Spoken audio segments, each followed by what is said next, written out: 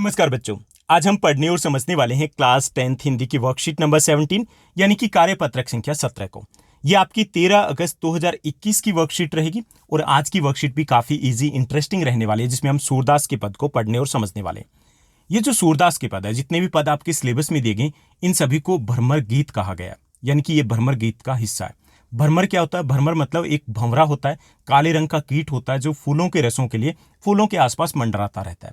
अब यहां तो समझ में आ गया कि ये भ्रमर गीत है, भ्रमर मतलब भंवरा है, लेकिन भंवरे का इन पदों से क्या लेना देना है? चलिए थोड़ा और समझते हैं कि जब श्री कृष्ण है वो गोपियों को छोड़ करके अन्यत्र किसी दूसरे स्थान पर चले जाते हैं तो गोपियां उदास हो जाती है, विरह वेदना में, क्योंकि गोपियां है वो श्री कृष्ण से बेहद प्रेम करती है, उनसे लगाव होता है, तो उदास रहने लगती है। इसलिए श्री कृष्ण ने वहां से अपना एक संदेश है अपने परम सखा, परम मित्र, अपने बेस्ट फ्रेंड के हाथों भेजते हैं। वो बेस्ट फ्रेंड परम सखा कौन है? उद्धव है। उनके हाथों अपना एक संदेश भेजते हैं, योग का संदेश। जब जो उद्धव है वो अपना योग का संदेश लेकर के आते हैं, यानी कि दोनों के बीच में जब बातचीत हो रही होती है तो उस वक्त आसपास फूल होते हैं, ठीक, और फूलों पे भंवरे भी मंडरा रहे होते हैं।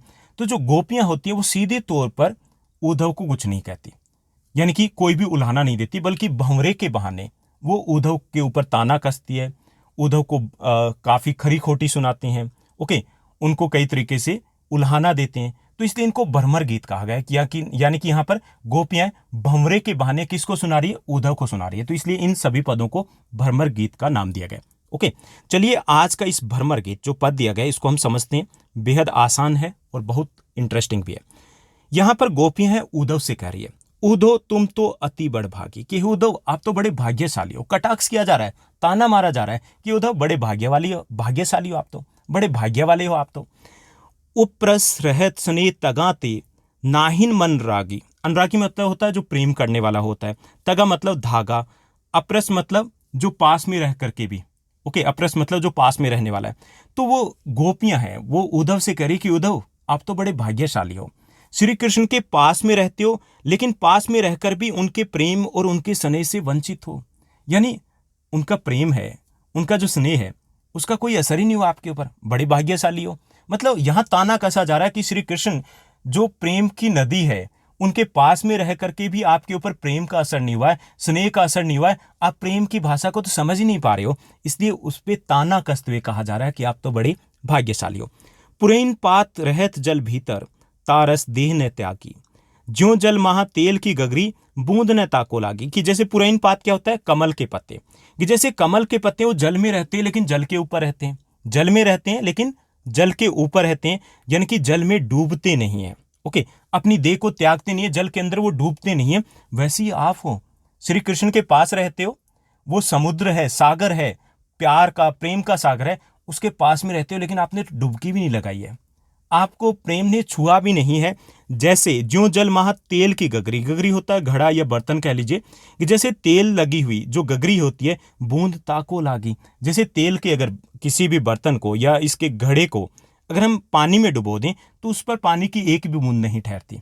ऐसे ही आप हो, श्री कृष्ण के पास रह रहे हो, लेकिन आपको प्यार, जो प्रेम है उसने छुआ तक नहीं है।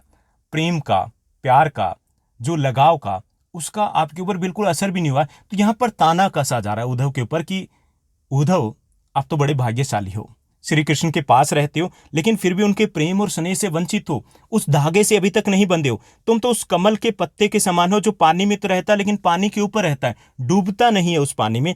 तुम उस गगरी के समान हो, उस घड़े के समान हो जो तेल से लगा हुआ है, तेल से सना हुआ है, जो पानी में अगर डूब भी जाए, भिगो भी दिया जाए तो पानी की एक बूंद उसके ऊपर नहीं टिकती है। बड़े भाग्यशाली हो। प्रीति नदी में पांव न बोरिया, दृष्टि न रूप रागे। प्रीति नदी मतलब श्री कृष्ण को प्रेम की नदी कहा गया, कि श्री कृष्ण रूपी प्रेम की नदी के पास रहते हुए भी, उनके साथ रहते भी स्नान करना तो दूर की बात, तुमने तो उसमें अपने पांव को भी नहीं डुबाया। बोरिया का मतलब होता है डुबाना, प्रीति नदी मतलब प्रेम की नदी, जो श्री कृष्ण को प्रेम की नदी कहा गया कि आप तो प्रेम की नदी के पास रहते हो। नहाना तो दूर की बात, आपने तो उसमें अपना पांव तक नहीं डुबाया, यानी कि आपने पानी की एक बूंद का जो छींटा होता है वो भी आपके अपने ऊपर नहीं लगने दिया। सूरदास अबला हम भारी, सूरदास अबला हम भोरी, गुड़ चांटी ज्यों पागी। लेकिन यहाँ पर कवि कहते हैं, यानी कि जो गोपियां हैं वो उद्धव को कहती है कि हम तो भोली भाली हैं, हम तो भोली भाली हैं, हम तो उन चींटी के समान हैं जिनको एक बार अगर गुड़ मिल जाए तो उस गुड़ को छोड़ा नहीं जा सकता। तो यहाँ पर गोपियां अपने आप को भोली भाली कह रही है, खुद को चींटी कह रही है और श्री कृष्ण को गुड़ कह रही है कि उन्हें श्री कृष्ण की लगन लग चुकी है, उनसे लगाव हो चुका है। जैसे चींटी गुड़ को एक बार अगर गुड़ मिल जाए तो उसे नहीं छोड़ सकती, ऐसे हम श्री कृष्ण को नहीं छोड़ सकते। उनसे जो लगाव हो गया है वो लगाव हमारा अमर है, वो लगाव कभी टूट नहीं सकता। तो ये था हमारा आज का पद। इसमें हमने समझा कि कैसे कटाक्ष किया जा रहा है उद्धव के ऊपर और किस तरीके से गोपियां खुद को भोली भाली और चींटी बताती है जो गुड़ से कभी अलग नहीं हो सकती। अब हम आगे बढ़ते हैं और यहाँ पे कुछ प्रश्नोत्तर दिए गए जिनको हमें हल करना है। यहाँ पर पहला जो प्रश्न दिया गया, गोपियां उद्धव को क्या कहकर पुकारती है। तो गोपियां उद्धव को क्या कहकर पुकारती है, 4 विकल्प दिए गए। पहला अभागा, दूसरा भाग्यशाली, तीसरा शत्रु और चौथा प्रेमी। तो गोपियां उद्धव को भाग्यशाली कहकर पुकारती है, हालांकि यहाँ पे व्यंग है, कटाक्ष है। ओके, हमारा उत्तर रहेगा भाग्यशाली। दूसरा जो हमारा प्रश्न दिया गया, प्रस्तुत पद्यांश में उद्धव के व्यवहार की तुलना किस किस से की गई है। ओके, पहला विकल्प दिया गया कमल का पत्ता और प्रीति नदी से, दूसरा गुलाब का पत्ता और बेर की नदी से, तीसरा नीम का पत्ता और गहरी नदी से, चौथा तेज पत्ता और उफनती नदी से। तो इसमें पहला जो हमारा विकल्प रहेगा वो सही रहेगा, कमल का पत्ता और प्रीति नदी से। ये विकल्प हमारा पहला सही रहेगा, लेकिन जो विकल्प में हमें 2 ऑप्शन दिए गए दोनों सही नहीं है। कमल के पत्ते से तो उनकी तुलना की गई, दूसरी तुलना की गई तेल लगी गगरी से।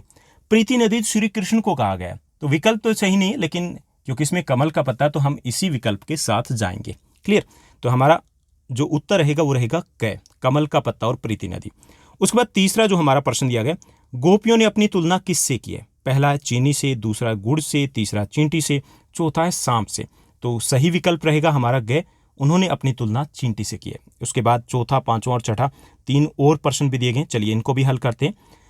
चौथा जो हमारा प्रश्न दिया गया, गोपियों ने अपने मन की वेदना किस प्रकार प्रकट की है, लिखना हमें। तो गोपियों ने अपने मन की वेदना को युक्तियों से प्रकट किया, कुछ एग्जाम्पल देकर के, उदाहरण देकर के उन्होंने प्रकट किया। जैसे स्वयं को श्री कृष्ण रूपी गुड़ से लिपटी हुई चींटी कहती है, वो श्री कृष्ण को गुड़ का है और खुद को क्या कहा है, चींटी का है। जैसे चींटी को गुड़ से अलग करना असंभव होता है, वैसे ही गोपियों को श्री कृष्ण के प्रेम से अलग नहीं किया जा सकता। ओके, तो उन्होंने युक्तियों से अपनी बात को कहने की कोशिश की है। उसके बाद पांचवा जो हमारा प्रश्न है, पांचवा प्रश्न है कि किसी वर्ण की आवृत्ति एक से अधिक बार होने पर अनुप्रास अलंकार होता है। ये आप सभी को पता है कि कोई भी वर्ण है वो एक से अधिक बार अगर आता है तो वहाँ पे क्या होता है, अनुप्रास अलंकार होता है। जैसे मधुर मुस्कान, तो इसमें मैं बार बार आ गया, तो क्या है, अनुप्रास अलंकार है। जैसे चारू चंद्र की चंचल किरणें, चारू चंद्र की चंचल, च आ गया ना एक से अधिक बार कोई वर्ण, तो यहाँ पर अनुप्रास अलंकार है। तो हमें प्रस्तुत पद्यांश में भी अनुप्रास अलंकार का एक उदाहरण ढूंढ कर लिखना है। तो जैसे पुरैनी पात रहे जल भीतर, पुरैनी पात रहे जल भीतर, इसमें पै की आवृत्ति के कारण अनुप्रास अलंकार है। पुरैनी में भी पै है और पात में भी पै है, तो पै की आवृत्ति हुई है एक से अधिक बार, तो यहाँ पे अनुप्रास अलंकार होगा। क्लियर, चलिए अब हम छठे प्रश्न की बात करते हैं। जो हमारा छठा प्रश्न है, गतिविधि दी गई कि आपको उद्धव का दृष्टिकोण उचित लगा अथवा गोपियों का, बताना कि गोपियां सही है या फिर उद्धव सही है। ओके, और तर्क सहित हमें लिखना है। इस गतिविधि में आप अपने घर के बड़ों या फिर शिक्षकों की सहायता ले सकते हो, उनसे भी पूछ करके लिख सकते हो, खुद भी लिख सकते हो, या फिर मैंने भी यहाँ पर आपको आंसर दे दिया। तो गोपियों ने भ्रमर के बहाने उद्धव पर व्यंग्यवाद छोड़े थे। ओके, ताने कसे थे। इस पद में गोपियों की यह शिकायत वाजिब लगती है। मुझे जो लगता है कि गोपियां सही है, गोपियों की शिकायत वाजिब मतलब सही लगती है कि यदि उद्धव कभी स्नेह के धागे से बंधे होते तो वह विरह की वेदना को अवश्य अनुभूत कर पाते, उसको समझ पाते कि उन्होंने तो कभी प्रेम को समझा ही नहीं है। जिसने प्रेम को महसूस नहीं किया वो प्रेम की भाषा को, प्रेम की वेदना को क्या खाक समझेंगे।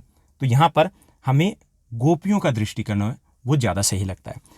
तो ये थी हमारी आज की बेहद आसान वर्कशीट। वैसे इस चैप्टर के जितने भी आपके मोस्ट इंपॉर्टेंट MCQs बन रहे हैं वो सारे प्रश्न हम पहले ही हल कर चुके हैं। अगर आपने उन वीडियोस को नहीं देखा तो आप क्लास 9 से 12 की हिंदी व्याकरण की जो वीडियो है वहाँ पर आपको ये प्रश्नोत्तर मिल जाएंगे, तो वहाँ पर आप इसको देख लीजिएगा ताकि आपका ये चैप्टर सूरदास के पद है वो अच्छे से तैयार हो जाए। आज के लिए बस इतना ही। Thank you, bye bye, have a nice day. मिलते हैं नेक्स्ट वीडियो में।